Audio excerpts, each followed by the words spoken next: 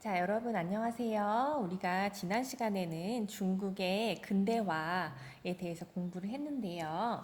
자, 잠깐 살짝만 복습을 하고 넘어갈게요.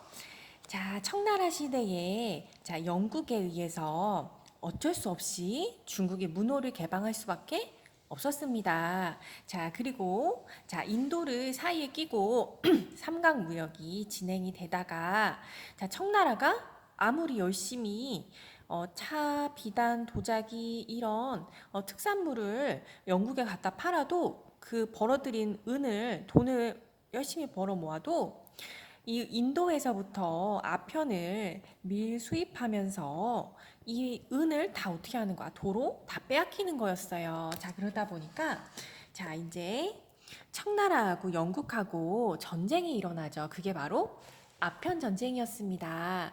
자, 그런데 이 아편 전쟁에서 안타깝게도 청나라가 그때 당시에 영국은 세계 최강대국 중에 하나였기 때문에 청나라가 질 수밖에 없었어요. 자, 그래서 이 아편 전쟁에 의해서 난징 조약을 맺고 문호를 개방할 수밖에 없었고요. 그 이후에도 또 2차 아편 전쟁을 통해서 텐진 조약, 베이징 조약 이렇게 조약을 체결할 수밖에 없었습니다. 자, 그러면서 이제 중국의 문호가 개방이 되었고요. 자, 이렇게 혼란스러운 상황 속에서 종교 집단을 중심으로 해서 이 홍수전이라는 사람이 태평천국 운동을 일으켰었죠. 기억나죠? 그래서 이 청나라를 청정부를 타도하자. 그리고 우리가 새롭게 이상국가를 건설해보자라고 하면서 일으켰던 운동이었어요. 그래서 사회의 여러 가지 개혁을 이렇게 추진을 했었는데요. 결국에는 이 한족 사람들, 관료들, 한인 관료들과 신사들에 의해서 진압당하면서 패배할 수밖에 없었습니다. 자, 그리고 이제 새롭게 청나라에서도 그러면 우리 이제 새롭게 나라를 재정비해보자라고 하면서 개혁을 추진을 했었는데요.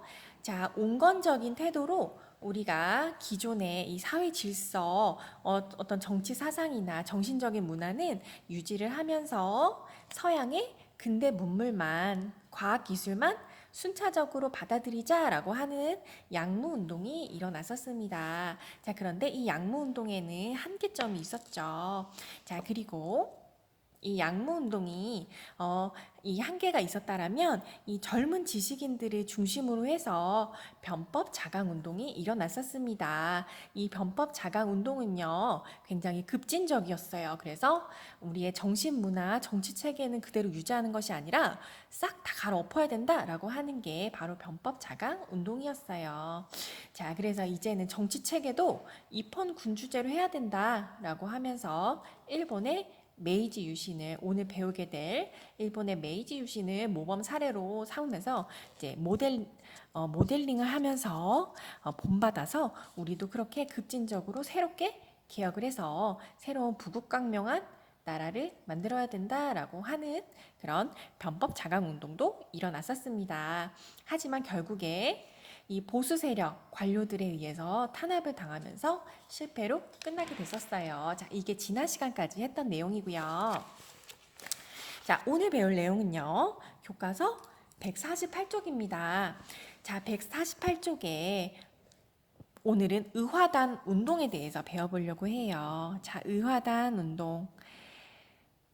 자, 청나라가 근대화되는 과정하고 그리고 우리가 조선 말기에 근대화되는 과정이 좀 비슷한 면이 많이 있어요. 자, 이 의화단 운동은 우리 조선 말에 뭐하고 비슷하냐 하면은 동학농민운동하고 약간 성격이 비슷한 것 같아요. 자, 왜냐하면 자, 이때 당시에 굉장히 그 서양 서구 세력들의 그런 열강의 침입이 있으면서 또 안으로는 굉장히 정치가 혼란스럽고 우리 백성들은 대부분의 이제 농민들은 어땠어요?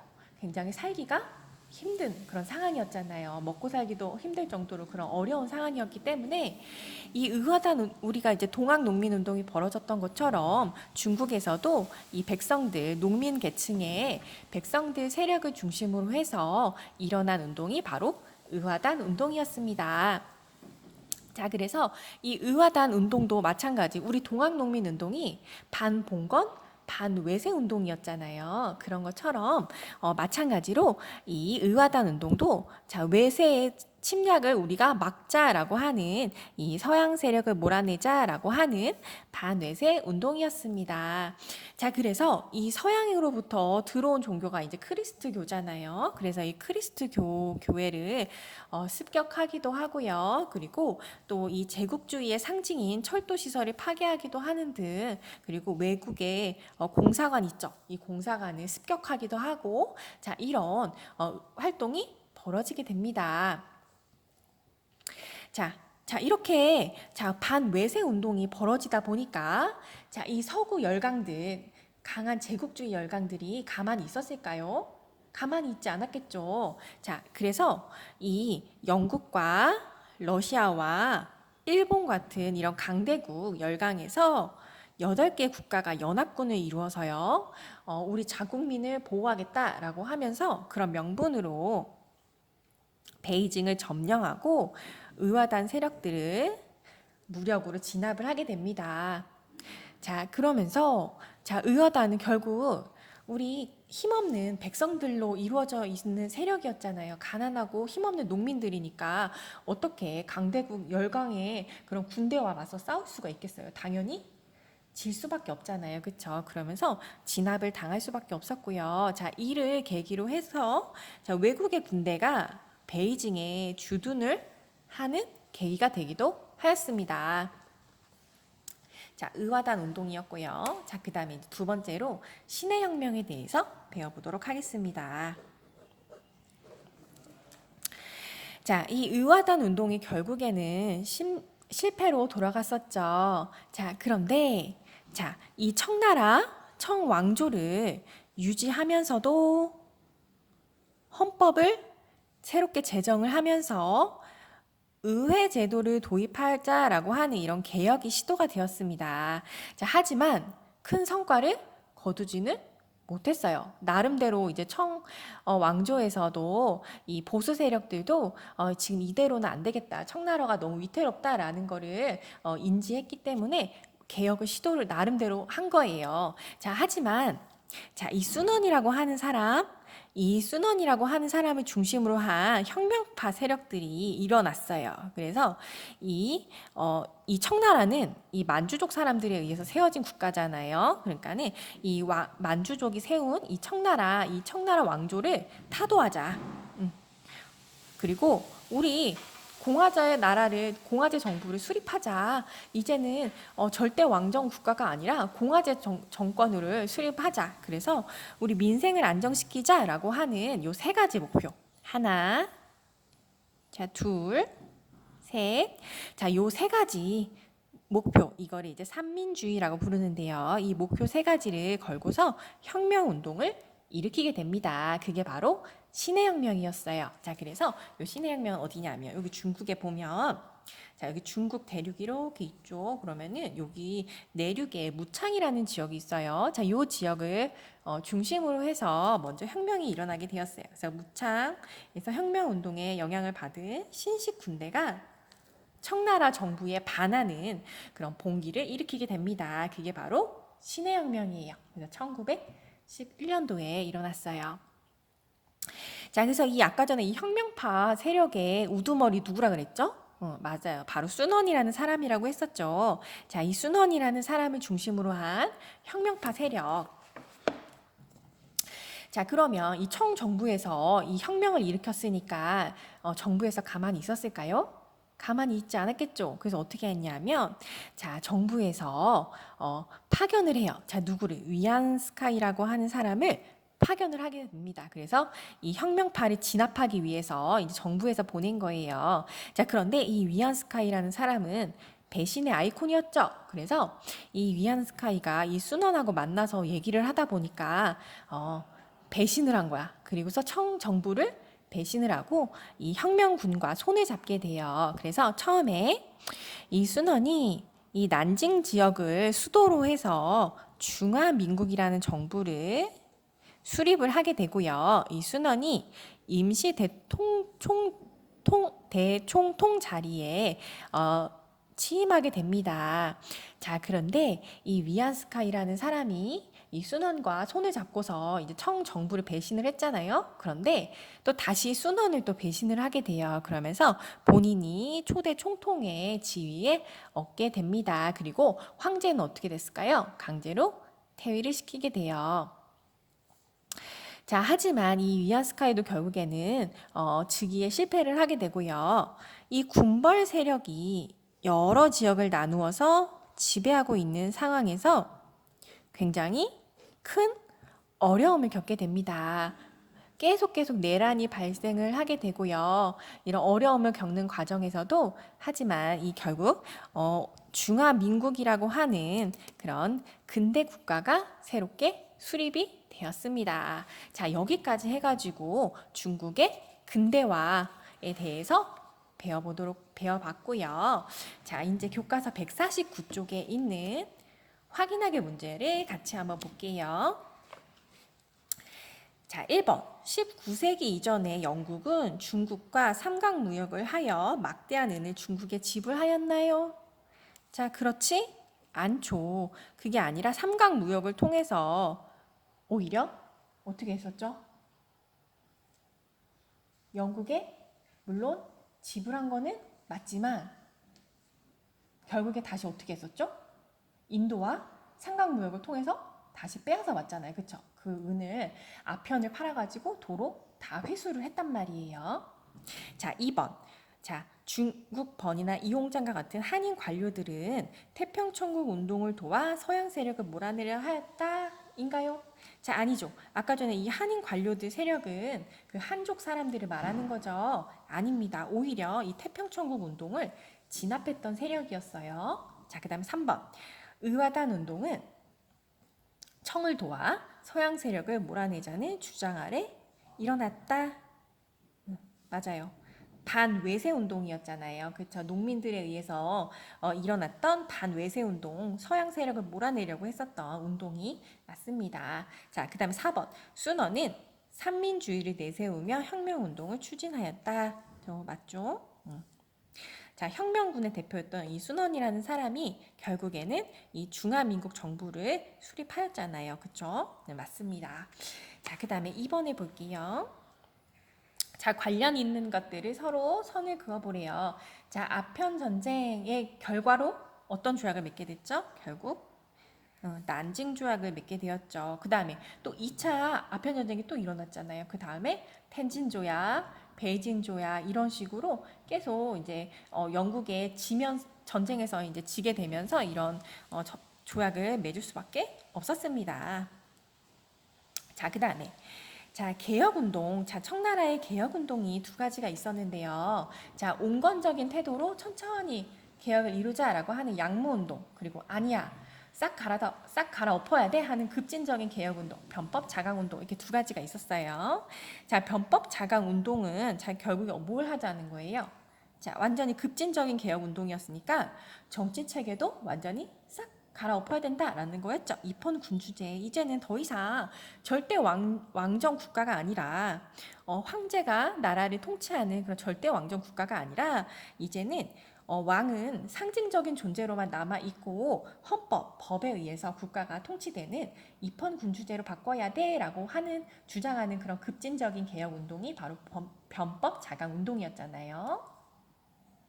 자, 그 다음에 자, 2차 아편전쟁이 벌어진 것은 자, 결국에 영국에서 뭘 구실로 한 거죠? 그렇죠. 이 에로 사건을 구실로 삼은 거죠. 그러니까는 어떻게 해서든지 이제 전쟁을 일으키긴 할 건데 뭔가 그 명분이 있어야 되잖아요. 그러니까 막 온갖 그 트집을 잡는 거죠. 그러니까는 사실이 아닌 것도 막 이제 사실인 것처럼 막 꾸며내가지고 이제 거짓으로 명분을 만들어내서 이제 전쟁을 일으키기 위해서 영국에서 꾸몄던 사건이 바로 에로 사건이었습니다.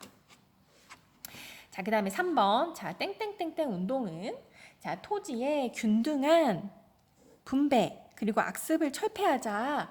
자, 이거 뭐였죠? 맞습니다. 태평 청국 운동이었습니다. 태평 청구. 자, 태평천국 운동 뭐였는지 기억나나요? 자, 홍수전이라고 하는 사람을 중심으로 해서 처음엔 종교 집단을 중심으로 일어났던 운동이었는데, 자, 우리 반봉건 운동. 자, 기존에 가지고 있었던 잘못된 제도들, 봉건제 제도 질서를 다 무너뜨리고 새로운 이상국가를 건설하자. 그리고 기존에 가지고 있었던 악습들 이 다 철폐하자 하면서 이제 근대화를 이루려고 했던 게 바로 태평천국 운동이었습니다. 자, 그 다음에 자, 중화민국을 수립했던 운동 바로 뭐였죠? 순원에 의해서 이뤄졌던 신해혁명입니다. 자, 어, 이 신해혁명에 의해서 결국에는 이제 그 청나라가 완전히 정부가 이제 무너지고 새로운 근대 국가 중화민국이라고 하는 새로운 근대 정부가 수립되는 계기가 되었죠. 자, 여기까지 해가지고 자, 이제 중국의 근대화가 끝났습니다. 자, 그리고 이제 두 번째로는 어디 국가를 볼 거냐 하면요, 일본을 보려고 해요. 그래서 오늘 일본의 근대 국가 체제 형성을 볼 건데, 전체 다 나가기에는 시간이 부족해가지고 일단은 일본의 개항 그리고 메이지 유신까지만 진도를 좀 나가려고 해요. 자, 151쪽까지만 진도를 나가보도록 하겠습니다. 자, 이제 일본으로 오는 거예요. 자, 일본의 개항은, 자, 개항이라는 거는 다른 나라와 통상수교를 맺는 거를 말하는 거죠. 교류하는 거. 자, 일본의 개항과 그리고 메이지 유신이 서로 어떠한 관련이 있는지에 대해서 살펴보도록 하겠습니다. 자, 원래 17세기 원래 한 18세기, 19세기 중반까지는요, 일본이 에도 막부 정부였어요. 자, 이 막부라는 거는 뭐냐 하면, 자, 이제 12세기부터 19세기까지는요, 자, 일본이 무사 정권이었어요. 자, 권력을 쥐고 있는 사람들이 이제 무사 계층의 그 사무라이라고 부르는 그 무사 계급 있죠. 그 사람들이 사실상 국가의 정권을 잡고 있는 그런 시대였어요. 그러니까는 이때는 황제의 권한이 굉장히 적었고, 물론 그 일왕이 존재하긴 했었지만 일왕의 권력은 약하고 지방 분권적이었어요. 권력이 분산되어 있다라는 거예요. 지방 분권 체제. 자, 요런 시대였어요. 자, 이 에도 막부 시대에 자, 처음에는 자, 세국 정책을 고수했어요. 우리 조선하고 똑같아. 처음에는 나라의 빗장을 걸어 잠그고 그 서양 세력이 통상수교를 요구했을 때 거부했어요. 그래서 세국 정책을 펼쳤어. 자, 그런데 자, 청나라가 영국하고 아편 전쟁을 겪으면서 처참하게 패배하는 거를 봤죠. 자, 이때까지만 해도 자, 아시아의 최고의 권력자는 누구였어요? 자, 청나라였잖아요. 청나라는 굉장히 힘이 센 그런 대국이었단 말이에요. 자, 그런데 이렇게 큰 형님이라고 믿고 있었던 청나라가 영국과 전쟁에서 너무나 힘없이 참패하는 모습을 보게 되었어요. 자, 그러자 일본에서도 이 서양 세력이 너무 힘이 세구나라는 거를 이제 깨닫게 돼요. 그러면서 이제 충돌을 피하기 위해서 이제 조심조심 눈치를 보고 있었어요. 자, 그런 상황에서 자, 이제 미국도 이때 당시에 세계에서 가장 힘이 센 강대국 중에 하나였죠. 자, 이 미국에서 이 태평양을 건너면 뭐가 있죠? 자, 미국에서 태평양을 건너면 바로 일본이 있잖아요. 그렇죠?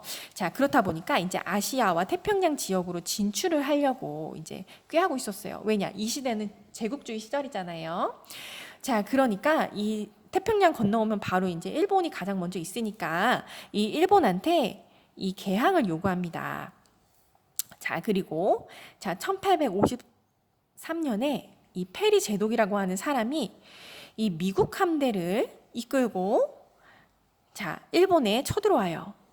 자, 그러니까 어쩔 수 없이 일본은 너무 이 서구 열강이 너무 힘이 강하니까 또 이 청나라가 영국과 아편 전쟁을 해서 너무나 맥없이 그런 지는 모습을 봤잖아요. 그러니까 어쩔 수 없이 이 개항을 받아들일 수밖에 없었던 거예요. 자, 그러면서 자, 일부 항구를 개방하면서 미일 화친 조약을 체결하게 됩니다.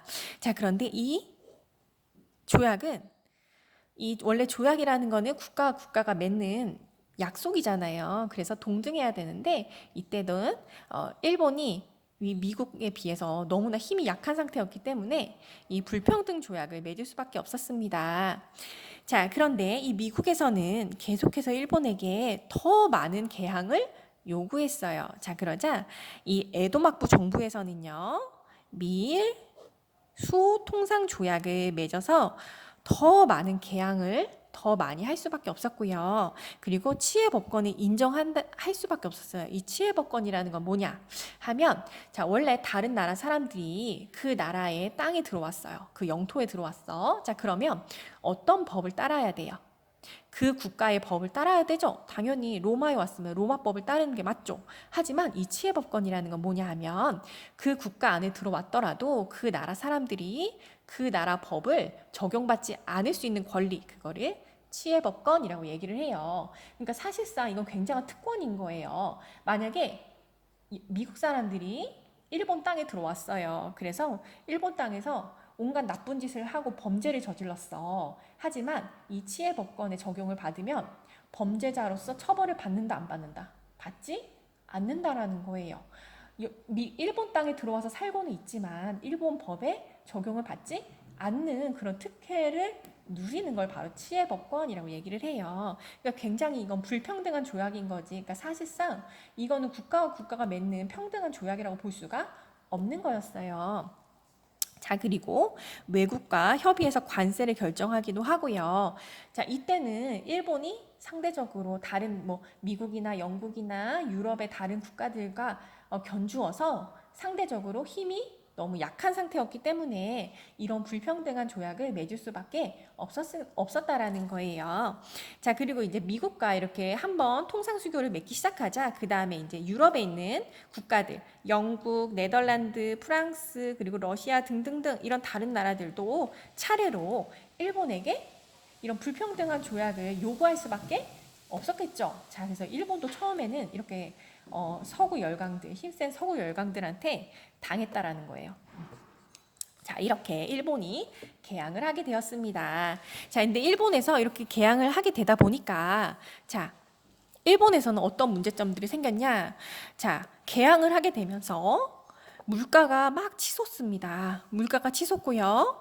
그리고 이제 서양에서 외국 상품들이 막 들어오다 보니까 일본에서는 경제적으로 큰 타격을 입을 수밖에 없었어요. 자, 그렇다 보니까 자, 이런 서민들, 백성들의 삶은 어떻게 됐을까? 백성들은 경제적으로 많이 어려움에 처하게 되었습니다. 자, 그렇다 보니까 이 백성들이 이 에도 정부, 에도 막부에 대해서 어떤 생각이 들었을까?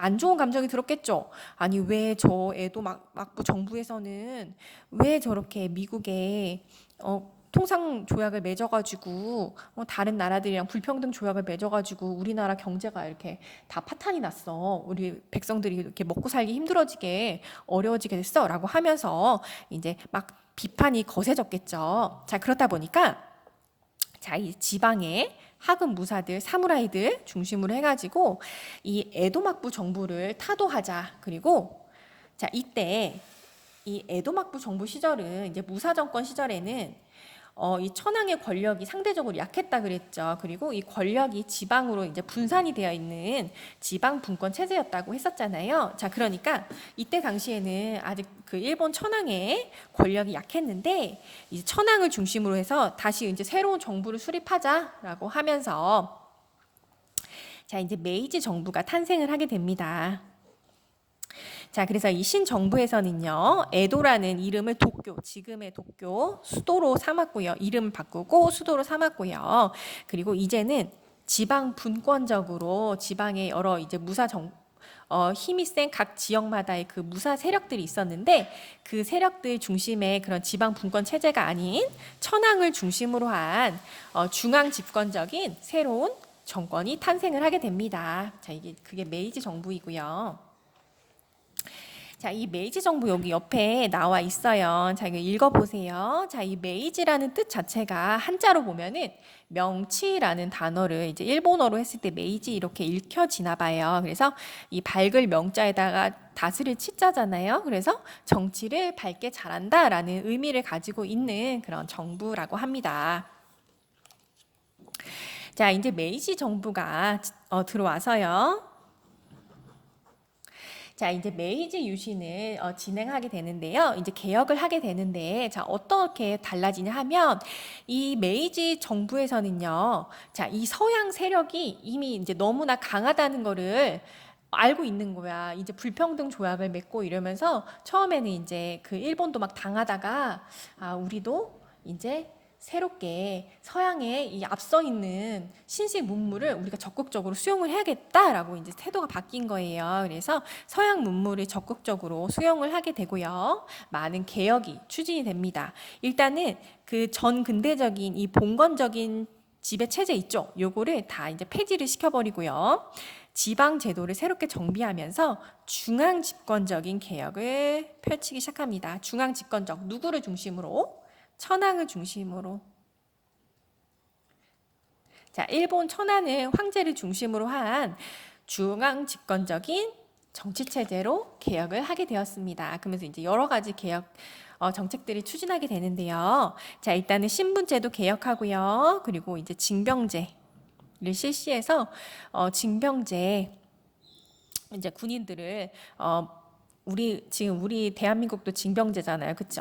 우리 일정한 나이가 되면 만 20세 이상이 되면은 모든 성인 남자들이 군대에 갔다 와야 되잖아. 의무적으로 가야 되죠. 그런 징병제도를 실시하게 되었고요. 그리고 이제 군대 조직도 이제 근대화시켜서 개혁을 합니다. 그리고 토지와 조세 제도도 개선을 하고요. 그리고 근대적인 학교를 신설해서 교육 제도도 근대적으로 바꾸고요. 그리고 유학생이나 사절단을 미국이나 유럽에 서구 열강에 유학을 보내요. 그래서 파견해서 이제 서양의 근대 문물들을 배워오도록 합니다.